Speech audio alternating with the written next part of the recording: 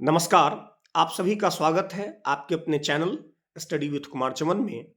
साथियों, अभी हम चर्चा करेंगे एक मुद्दा जो निकल कर आ रहा है, जिसमें शिक्षा मंत्रालय ने कोचिंग सेंटरों के लिए कुछ दिशा निर्देश जारी किया है, जिसके तहत कोचिंग सेंटर में 16 वर्ष से कम उम्र के छात्रों का नामांकन नहीं कर सकते हैं।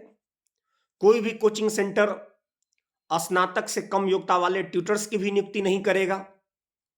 संस्थान किसी भी प्रकार का भ्रामक वादा नहीं कर सकता है या रैंक की गारंटी नहीं दे सकते हैं।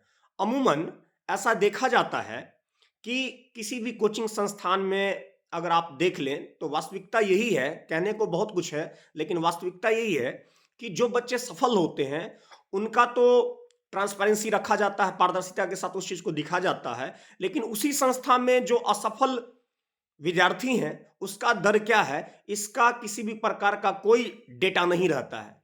तो निश्चित रूप से ये एक सकारात्मक पहल है। तो कहने का मतलब ये है कि 10वीं तक के बच्चों के लिए अब कोचिंग सेंटर नहीं होगी, तो इस बात पर ध्यान देने की आवश्यकता है।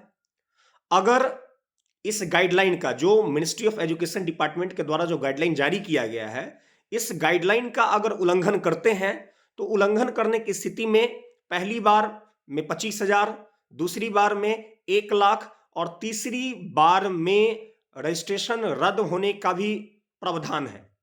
तो इस बात को समझने की आवश्यकता है कि जो माननीय शिक्षा मंत्रालय के द्वारा जो पहल की गई है, इसका अवमानना करने की स्थिति में आपको विभिन्न प्रकार के जुर्माना भरने की भी गुंजाइश है कि आपको भरना होगा। तो इस बात पर ध्यान देने की आवश्यकता है।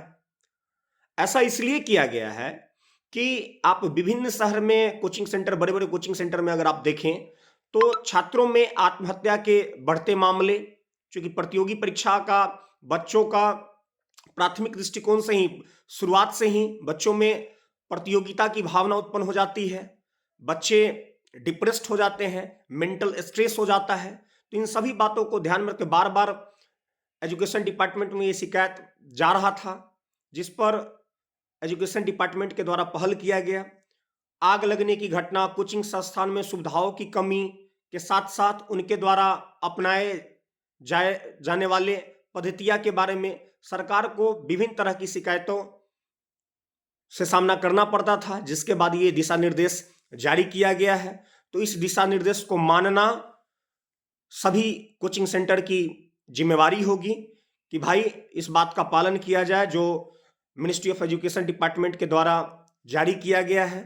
तो वर्तमान में यही न्यूज़ है ना, जिसमें कि गाइडलाइन साफ जारी है चीफ सेक्रेटरी के द्वारा कि I am directed to state that the number of unregulated private coaching centres in the country continue to grow in the absence of any laid down policy or regulation. Instance of such center charging exorbitant fee from student under stress on a student, resulting in a student committing suicide, loss of precious life due to fire and other accident, any and many other malpractice being adopted by these centers are widely reported in the media. Second है कि education being the subject matter of concurrent list and considering that regulation of +2 level education is mandatory in all jurisdiction of concerned state UT government, hence this coaching centre are best regulated by the state UT government by way of appropriate legal framework. तीसरा है कि accordingly guideline for regulation of coaching centre in the country has been prepared and is being forwarded for consideration by state UT bye way of appropriate legal framework. तो इस बात को समझने की आवश्यकता है कि जो guideline ministry of education department के द्वारा दिया गया है, इसको हम सभी मिलकर पालन करें। तो वर्तमान में यही अपडेट है, और भी कुछ अपडेट आता है तो आप लोगों के समक्ष रखा जाएगा। तब तक के लिए आप सबों का बहुत बहुत धन्यवाद। कुछ और भी अपडेट हैं जो व्यस्तता के कारण मैं अभी नहीं रख पाऊंगा, है ना, तो इसके लिए माफ़ी चाहता हूं। पुनः हमारी कोशिश रहेगी कि जैसे ही समय मिले मैं एक वीडियो बनाकर आपको और भी जो कुछ अपडेट हैं विभिन्न विभागों से संबंधित वो आप लोगों के बीच रखा जाए। तब तक के लिए आप सभी मित्रगण, साथी, शुभचिंतकों का बहुत बहुत धन्यवाद है।